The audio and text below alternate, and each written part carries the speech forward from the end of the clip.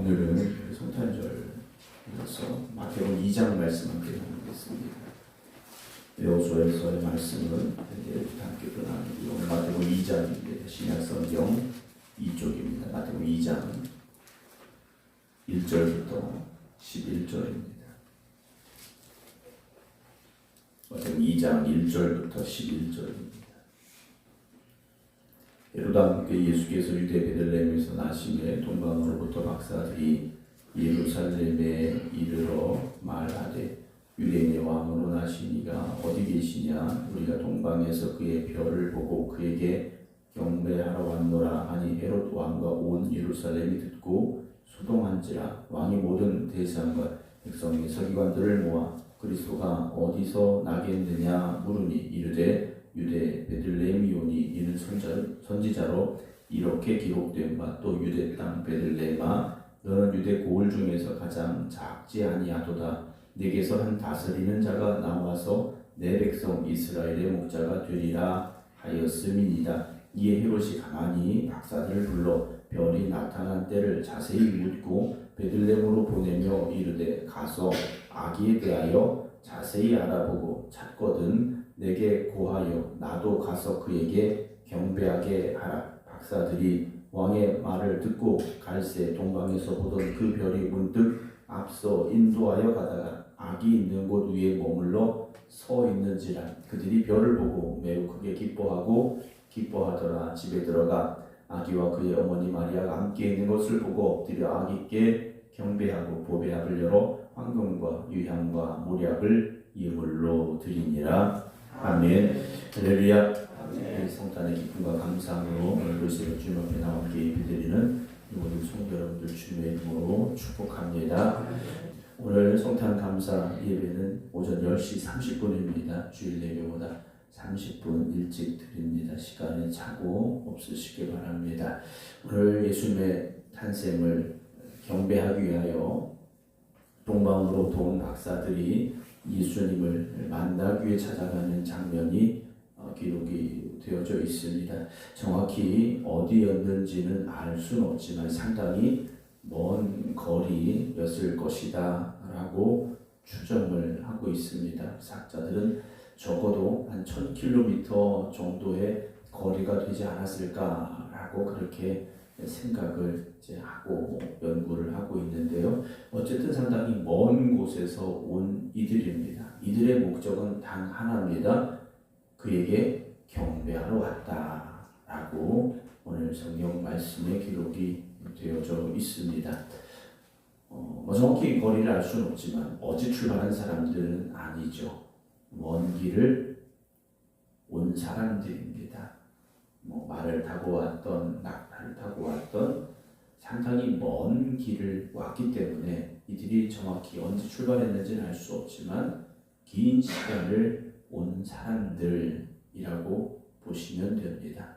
최소한 한 달 전 출발한 이들이었는데 이들은 별을 보고 여기까지 온 사람들이죠.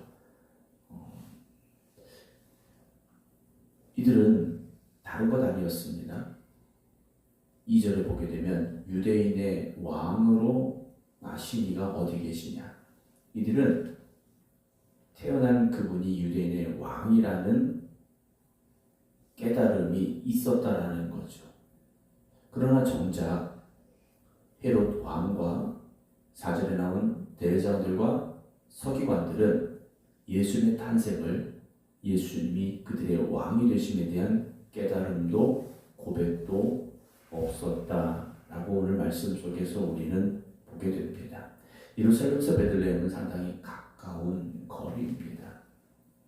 그런데 오히려 먼 곳에서 이스라엘 백성들도 아닌 이들은 별을 보고 예수님의 탄생을 경배하러 예루살렘을 거쳐 베들레헴까지 갔지만 예루살렘에 있던 헤롯 왕과 그리고 제사장들과 대장과 백성의 서기관들은 예수님을 경배하러 가지 않았다라는 것이죠. 우리가 어떤 약속을 하게 됩니다. 약속을 하면 저희 친구 목사님들도 그렇게 약속을 하게 되는데 제일 먼저 온 사람이 누군가? 가장 먼 곳에 있는 분들이 제일 먼저 오더라고요. 오히려 가까이 있는 분들은 좀 늦게 되는 경우들이 있습니다. 이렇게 보니까 먼 곳에서 올 때는요, 이런저런 변수를 다 생각을 합니다. 내가 이 정도 출발하면 어느 정도 걸릴 텐데 또 이럴지도 모르고 저럴지도 모르니까 시간을 좀 넉넉하게 잡고 출발을 해서 오게 되죠. 그런데 오히려 가까운 곳에 있는 분들은 가깝기 때문에 오히려 시간이 늦는 경우들이 종종 있더라라는 것이죠. 오늘 우리가 멀리서도 열심을 가지고 예수님을 경배하기 위해 찾아왔던 이들의 발걸음을 먼저 생각해 보았으면 좋겠습니다. 거리가 문제가 아니었다라는 거죠. 거리가 문제가 아닙니다. 멀었다, 가까웠다의 문제가 아니에요. 이들은 어떤 방향으로 갔느냐가 중요하다라는 거죠. 먼 곳에 있었던 동방의 박사들은 오직 예수님을 만나기 위해, 경배하기 위해 별을 따라서 여기까지 올 겁니다. 오늘 우리가 열흘이나 왔는데 20일이나 왔는데 얼마나 더 가야 되느냐? 그렇지 않았다라는 거죠. 이끄시는 그대로 거기까지 간 겁니다. 우리의 신앙이 그래야 됩니다. 하나님이 이끄시면 이끄시는 대로 가야 되는 거죠. 근데 어느 순간 우리의 생각이 들어가게 됩니다. 이만큼 왔는데, 이만큼 했는데 라는 생각이 들 때가 있다라는 거죠. 여러분, 우리의 신앙의 여정에 있어서 하나님 이끄신다면 한 걸음 더 나아가야 되고, 하나님 이끄신다면 오늘도 가야 되고, 그것이 우리의 신앙의 모습 되기를 주님의 이름으로 축원합니다. 이들이 예루살렘에 왔죠. 왔으니까 3절에 헤로드 왕과 온 예루살렘이 듣고 소동이 난 겁니다.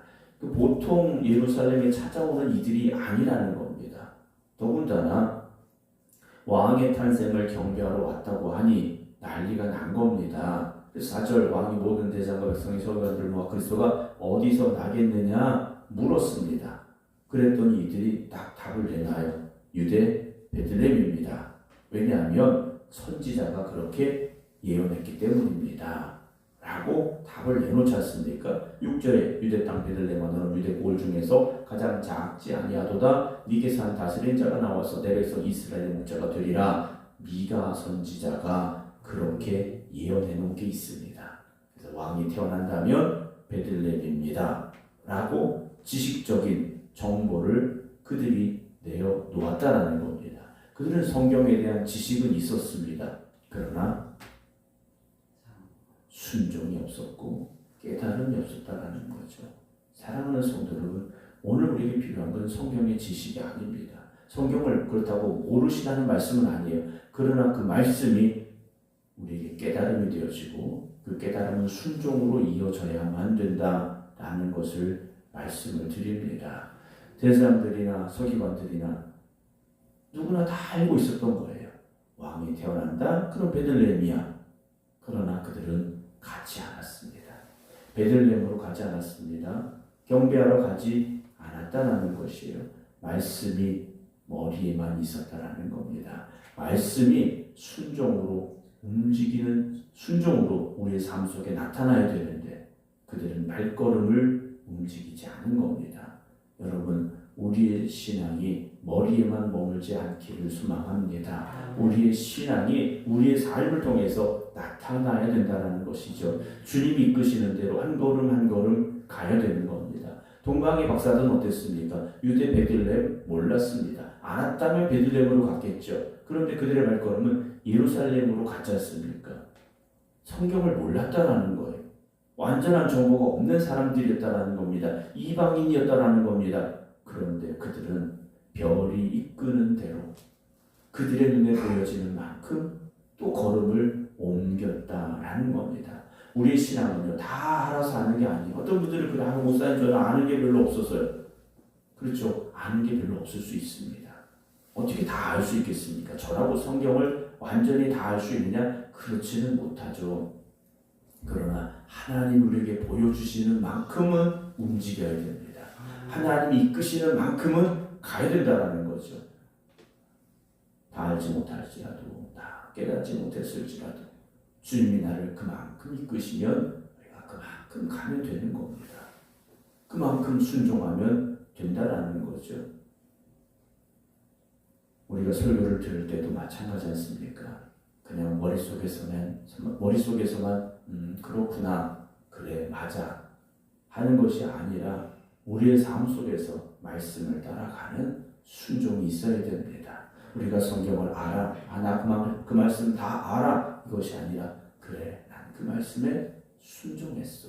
이것이 오늘 우리의 삶 속에 기록으로 남겨질 수 있어야 됩니다. 베들레헴, 예루살렘에서 베들레헴은 상당히 가깝습니다. 한 8km 정도 된다고 보시면 돼요. 그런데 그 가까움이 오히려 마음을 안일하게 만들 수도 있습니다. 언제든 갈 수 있어. 그러나 지금은 아니야. 라는 생각을 가질 수 있다는 거죠. 여러분, 우리가 몰라서 못한다. 우리가 신앙생활하면서 내가 그거 몰랐는데 라고 말할 수 있는 건 그리 많지 않습니다. 우리가 대부분 다 알고 있어요. 기도해야 된다는 거 알지 않습니까? 여러분, 우리가 기도해야 된다는 거 모르는 사람이 누가 있습니까? 쉬지 말고 기도하라. 여러분, 우리가 다 아는 말씀이에요. 그런데 왜 우리가 그렇게 기도하지 못합니까? 지금이라 내가 기도할 수 있어. 그런데 지금은 이런 일 때문에, 이런 상황 때문에 라고 스스로 위안을 삼고 합리화시키게 된다는 거죠. 그러다 보면 어떻게 되겠습니까? 영적인 안일함에 빠질 수 있습니다. 그리고 무감각해지기 쉽다라는 거죠. 여러분, 동방의 박사들은 먼 길을 왔습니다. 목적지를 알 수 없었습니다. 그렇기에 더 집중했고 더 귀하게, 더 소중하게 그 별을 바라보았다라는 거죠. 목적지를 알았다면 별을 보지 않아도 되겠죠. 그러나 목적지를 알 수 없으니 별을 놓치면 큰일 나는 겁니다. 여러분, 우리가 신앙생활, 우리가 살아가면서 말씀을 놓치면 큰일 난다. 말씀을 놓치면 정말 안 돼. 우리가 이런 절박함이 있었습니까? 그런 간절함이 있었습니까? 어느 순간 우리는 말씀을 놓쳐도, 말씀을 잃어버려도 또 말씀 붙잡으면 되지, 또 교회 가면 되지 라고 생각할 때가 있었다라는 거죠. 사랑하는 성도 여러분, 말씀을 가까이 하시고 그 말씀을 순종하며 믿음으로 나아가는 여러분들이 되시기 바랍니다. 헤롯이 박사들을 불렀습니다. 별이 나타난 데를 자세히 묻고 베들레헴으로 보내며 이르되 아기에 대한 자세히 알아보고 작거든 내게 구하여 나도 가서 그에게 경배하게 하라 그랬습니다. 그러나 가지 않았죠. 가지 않았습니다. 그리고 예수님의 탄생을 성경을 통하여서 헤롯에게 말했던 대장들도 그리고 서기관들도 어느 누구 하나 가지 않았습니다. 그들은 왜 가지 않았을까요? 메시아를 기다린다고 했지만 실상은 그렇지 않았다는 겁니다. 그들의 현재가 더 중요한 겁니다. 왕과의 좋은 관계, 지금 그들이 누리고 있는 상황, 이런 것들이 더 중요했다라는 거죠. 만약에 메시아가 온다면 그것도 헤롯 왕의 아들이 아닌, 지금 왕의 아들이 아닌 베들레헴에서 알 수 없는 누군가의 아들로 태어난 그 사람이 왕이라면 이건 심각한 혼란이 올 수도 있는 겁니다. 그런데 여러분, 우리의 삶에 그런 혼란이 때로는 있어야 됩니다. 지금까지 내가 믿고 내가 의지하고 살아왔던 것들이 송두리째 흔들려야만 되는 시간들이 있다는 거죠. 그럴 때 우리가 다시 주님을 바라보게 되고 다시 주님을 의지할 수 있는 깨달음과 고백이 우리에게 오게 된다는 겁니다. 동방의 박사들이 별을 따라 가게 되죠. 9절에 동방 박사들이 왕의 말을 듣고 갔을 때 동방에서 보던 그 별이 문득 앞서 인도하여 가다가 악이 있는 곳 위에 머물러 서 있는지라 그들이 별을 보고 매우 크게 기뻐했다라고 되어 있습니다. 11절 집에 들어가 아기와 그의 어머니 마리아가 함께 있는 것을 보고 그 다음에 뭐랍니까? 엎드렸어요. 이 박사들이요, 신분이 낮은 사람들이 아닙니다. 신분이 낮은 사람들이 아니었다라는 거예요. 그런데 이들은 예수님 앞에 엎드렸습니다. 여러분 한번 상상을 해보십시오. 좀 전에 이들은 어디에 다녀왔습니까? 왕궁에 다녀온 사람들이에요. 왕궁에 다녀온 사람들. 그리고 자기들의 신분도 높은 사람들입니다. 그런데 지금 별이 머문 곳은 그들의 기대와 생각과는 전혀 다른 곳입니다. 아니 이곳에서 어떻게 왕이 태어날 수 있을까 생각이 들 정도였다라는 거죠. 그것도 더군다나 보통의 집도 아니었지 않습니까? 양과 나귀가 머무는 곳, 그리고 그들이 먹는 풀이 놓여있는, 먹이가 놓여있는 구유에 그 아기가 들어가 있는 겁니다. 그런데 이들은요 주저하지 않았습니다. 그들은요 머뭇거리지 않았습니다. 모여서 야 우리 한번 다시 생각해보자. 이게 맞는지 틀리는지 한번 우리가 생각해봐야 되지 않을까? 그러지 않았습니다. 그는 주저함이 없이 아기 예수님께 엎드렸다라는 것이죠. 여러분 우리가 하나님의 말씀 앞에서 이것저것 고민할 때가 있습니까? 이것저것 생각해보고 이것저것 계산하려고 할 때가 있습니까? 여러분 오늘 이들은 아기 예수 그 예수 앞에 엎드렸습니다. 오늘 우리에게 필요한 것이 무엇이겠습니까? 이들은 경배하러 왔습니다. 처음부터 2절에 그에게 경배하러 왔노라 라고 이들의 목적에 대해서 분명히 이야기하고 있습니다. 그래서 그 대상이 초라해 보이든지 화려하든지 고귀하든지 천하든지 그것이 중요한 것이 아니었다는 거죠. 별의 인도하심을 따라 온 목적지 그곳에 있는 분을 경배하러 온 거지 않습니까? 그리고 보배압을 열어 황금과 유향과 모략을 예물로 드렸다라고 되어 있습니다. 대단한 걸 드렸다. 그런데요 하나님께서는요 대단한 것을 기대하는 것이 아니라 기대하시는 것이 아니라 그들의 마음을 그리고 오늘 우리의 고백을 하나님은요 기쁘게 받으신다는 것을 잊지 마시기 바랍니다. 사랑하는 성도 여러분, 이들의 고백은 무엇입니까? 당신은 왕이십니다. 당신은 우리의 왕이십니다. 생각해보면 헤롯 왕이나 예루살렘에 있었던 제사장, 대제사장, 서기관들 이들은요 더 많은 것을 가지고 올 수도 있었을 겁니다. 그런데 어느 누구도 오지 않았습니다. 그들의 마음은 그들을 위해 이 땅에 오신 예수 그리스도 그들의 왕을 향하지 않았다는 거죠. 여러분 오늘 우리 예배가 이 동방의 박사들과 같은 진정한 고백이 있어야 됩니다. 그런 간절함과 절박함이 있어야 되고 그런 진정한 경배가 있어야 되고 진정한 헌신이 있어야 됩니다. 2025년의 성탄절 오늘 우리에게 다시 한번 물어볼 수 있어야 되겠죠. 나는 동방의 박사들인지 나는 헤롯 왕인지 나는 동방의 박사들인지 아니면 나는 대제사장과 서기관들이었는지 다시 한번 우리의 신앙을 되돌아보면서 2025년의 성탄절 바라기 오늘 말씀에 나오는 동방의 박사들과 같은 그 순종과 그 고백이 오늘 저와 여러분들에게 충만하게 되기를 주님의 이름으로 축원합니다. 기도하겠습니다. 우리를 구원하시기 위하여 죄 없으신 주님께서 사람의 몸으로 이 땅에 오신 그날 그가 오신 자리는 화려한 왕궁이 아니었습니다. 가장 낮고 가장 천한 곳이었습니다. 그러나 그곳에 도착한 동방의 박사들은 주저하지 않았습니다. 이분이 이 땅의 왕으로 오셨음을 고백하며 엎드려 경배했고 예물을 드렸습니다. 오늘 우리가 그들의 그 간절함이 그들의 그 순수함이 그들의 그 순종이 우리의 것이 되기를 소망합니다. 세상에 물들어 있었던 우리의 그 마음이 세상을 쫓아갔던 우리의 삶이 오늘 다시 깨달아지게 하시고 회개하게 하시고 하나님이 기뻐하시는 믿음의 자리에 다시 서게 하여 주시옵소서. 성탄의 기쁨과 감사함으로 오늘을 시작하게 하신 주님, 오늘 우리에게 주어진 그 사명의 자리에서 끝까지 순종하게 하시고 하나님이 이끄시는 그대로 순종하며 나아갈 수 있는 성도들 되게 하여 주시옵소서.